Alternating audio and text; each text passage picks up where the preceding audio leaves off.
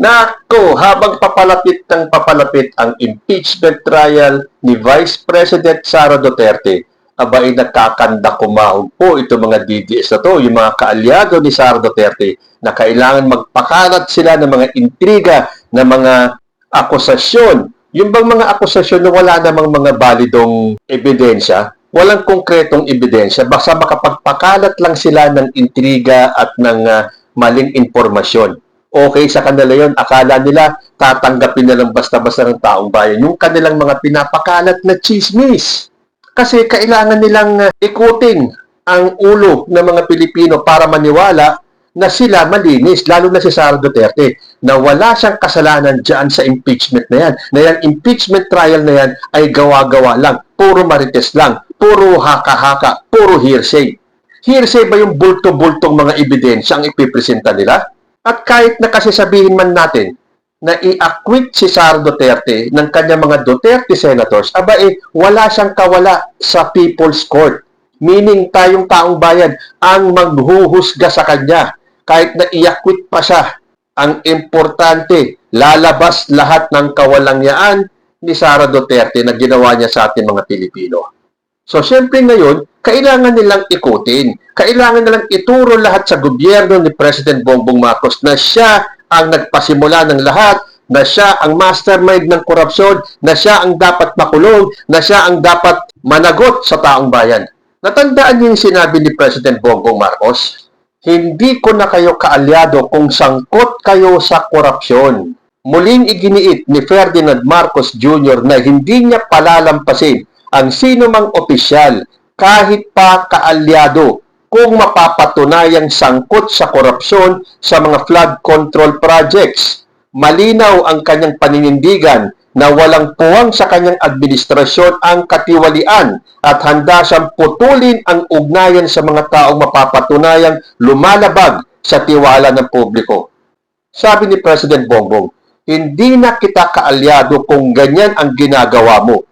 Ayaw na kitang kaalyado. Dahil para kay President Marcos, mahalaga ang pananagutan at integridad sa serbisyo publiko at dapat mas pairalin ang batas kaysa politika sa investigasyon ng mga anomalya. So, malinaw po yan. Galing kay President Bongbong yung mga katagang walang sisinuhin, walang sasantuhin, kapatid, kaibigan, kaalyado. Kapag ikaw ay may nagawang katiwalian, hindi ka na niya kaalyado. Dahil hindi nga ba si President Bongbong Marcos ang nagsiwalat ng korupsyon sa ating gobyerno kahit na alam na natin, ilang presidente na ang nagdaan na ang korupsyon deeply rooted sa ating gobyerno. Pero wala pong naglakas ng loob na ito ay ibulgar, isiwalat. Kahit na si dating Pangulong Rodrigo Duterte, alam niya na may korupsyon sa kanyang administrasyon, pero may ginawa ba siya? Wala. Sinabi niya lang, inamin niya na may korupsyon sa ilalim ng kanyang administrasyon. Diyan sa DPWH lalo na, pinunto niya na marami talaga ang ghost project diyan. So ang katiwalian diyan, sobra-sobra. Pero hanggang dun lang ang ginawa ni Rodrigo Duterte. Wala siyang ginawa. Ngayon, sa panahon ni President Bongbong Marcos, siya ang nagsiwalat at inumpisa at imbestigahan itong mga taong sangkot dito. Ngayon, porque marami mga kaalyado ang mga Duterte na isa-isang bumabagsak at nakakasuhan, babalik na rin na nila ngayon ang sitwasyon. Sabi kasi dito sa balita, Amy Marcos, ipapakulong kahit pa kapatid. Nagbanta si Senadora Amy Marcos sa kanyang privilege speech sa Senado nitong nakaraang linggo. Ayon sa Senadora, kahit pa umano kapatid o kamag-anak pa man yan, ay dapat managot sa nakawan sa flood control corruption. Ayon pa kay Amy, malakas umano ang ebidensya laban kay Martin Romualdez, Sandro at Bongbong Marcos ayon sa testimonya ni Saldico at ng mga dating Marines. Nako, bakit biglang bumaliktad na? Si Amy na ngayon ang nagsiwalat ng korupsyon? Na sa kanya na ngayon nanggaling yung mga salita ni President Bongbong na walang sisinuin, walang sasantuin, kahit na kapatid, kamag-anak o kaalyado. Kita niyo yung style nila? Mga credit grabber. Parang gusto nilang palitawin ngayon na sila pa ang nagsiwalat ng korupsyon sa ating gobyerno. At ang mastermind niyan ay si President Bongbong Marcos kasama pa ang kanyang pinsan na si Martin Romualdez at si Sandro Marcos. Ngayon nga, di ba, nasasangkot na ang pangalan ni Martin Romualdez. Meron na nga yata siya mga hold departure order at naka-freeze na ba yung mga accounts niya at siya ay kakasuhan na. So, kung mapapatunayan na may kasalanan si Martin Romualdez, iyan ang sinasabi ni President Bongbong na walang sisinuhin. Pero hindi ba close si President Bongbong Marcos at si Martin Romualdez? Hindi kaya pag sumabit si Martin Romualdez, kakanta siya at idadamay si President Bongbong? Pero sa mga binitawang salita ni President Bongbong, wala siyang pakialam kay kapatid, kaalyado, or kamag-anak. Hindi siya natatakot kung magsasalita itong mga to dahil para kay President Bongbong, due process yan eh. E di magkita-kita sa korte, maglabasan ng ebidensya. Hindi tulad nitong grupo nila Amy Marcos, puro dakdak lang, puro laway lang. Wala namang mailabas na ebidensya. Sinong ebidensya? Sinong witness? Si Saldico na hindi makauwi ng Pilipinas para panumpaan niya yung kanyang salaysay. Tapos gusto ni Amy Marcos, paniwalaan natin. Dahil sabi niya malakas daw ang ebidensya na nanggaling kay Saldico. O bakit nagtatago Amy Marcos? Kung talagang malakas ang ebidensya niya, umuwi siya rito. Yan ang hirap sa inyo eh. Yung mga kaalyado yung dakdak ng dakdak nasa abroad, takot umuwi. Tapos basta na lang natin paniniwalaan. Ganun ba yun Amy Marcos? O ganyan ang style nyo talaga sa kampo ng mga DDS? Intriga. Magtanim ng intriga, magtanim ng ebidensya kahit wala namang concrete proof. O di okay. Kung may nalalaman ka, Amy Marcos, di ikaw na mauna. Sampahan mo na ng kaso si Bongbong, si Sandro, si Martin Romualdez. Puro kayo dakdak. Pinaiikot nyo ang isipan ng taong bayan para maniwala sa inyo. Wala nang naniniwala sa inyo. Kung meron man, yun yung mga utu-utong DDS na kahit na puro laway lang ang inilalabas ng mga intriga na pagpapaniwala naman sila. Samantalang dito kay Sara Duterte, bulto-bulto yung ebidensya at yan magkakaalaman pagdating na impeachment trial.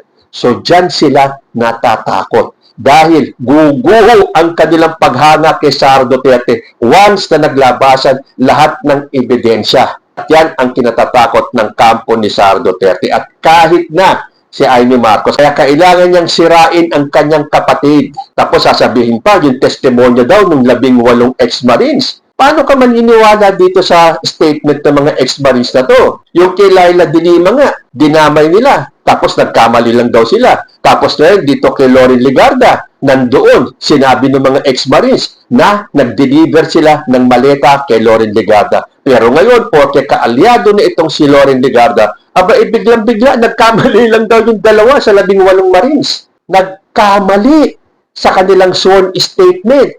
Bakit Attorney Baligon? Hindi ba't ilang beses yung nirepaso yung sworn statement nito mga ex-Marines na to? At di ba dapat ganun talaga? Ulitin nyo talaga para makasigurado kayo na tama yung kanilang sworn statement. Tapos biglang suddenly, porque kaalyado na si Loren Legarda, ay nagkamali lang po yung dalawa sa ex-Marines na to.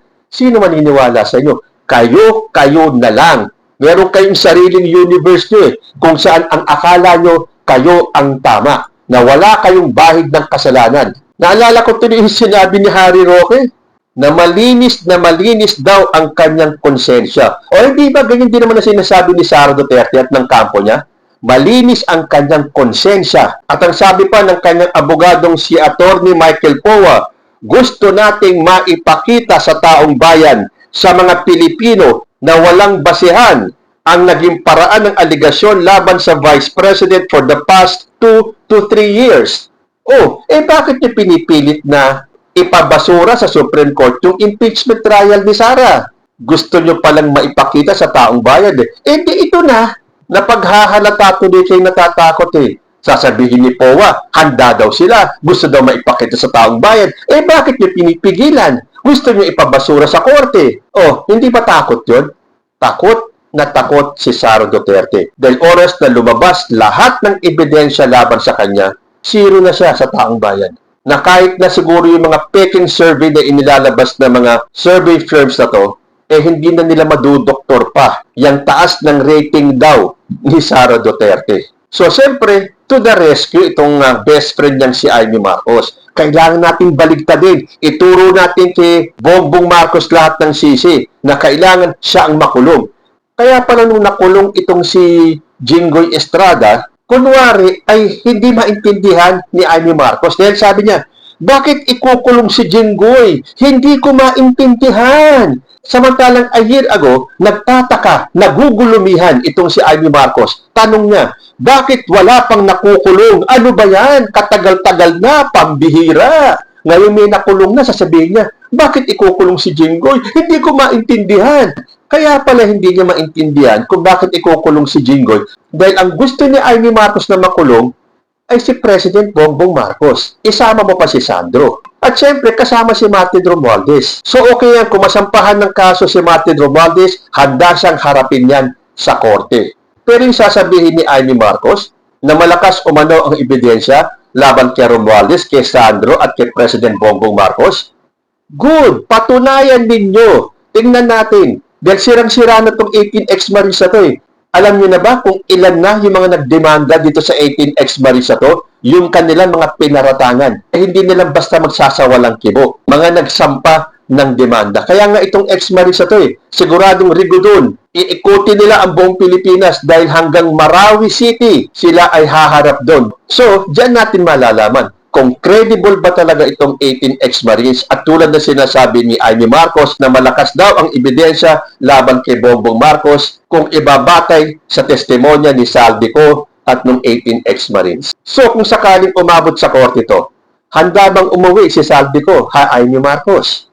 Dahil hindi naman po pwede yung online. Ganun ba ang gusto mong mangyari? Lilitaw na lang si Saldico via Zoom or online? So, halatang halata po. Natatakot na tong kampo ni Sara Duterte. Kaya kailangan habang may oras pa sila, sirain pa nila lalo ang imahe ni President Bongbong Marcos. Palitawin nila na si Bongbong Marcos ang pasimuno ng flood control scandal na to. Tanga ba ang taong bayan, Amy Marcos, o kayo nagtatanga-tangahan? Ipagkakanulo ba ni President Bongbong Marcos yung sarili niya? Siya yung nagsiwalat, tapos yung pala, siya yung mastermind. Sinong gago, tanga ang gagawa nun? So, Amy Marcos, try more. Huwag kayong mang-credit grab. Si President Bongbong Marcos ang nagsabi na walang sasantuhin, kapatid, kaibigan o kaalyado. Gumawa ka naman ng sarili mong script, nakakaumay ka na talaga. Kayo po, ano ang masasabi ninyo? Comment lang po down below and I will see you in my next video. Diyos ti Agnina.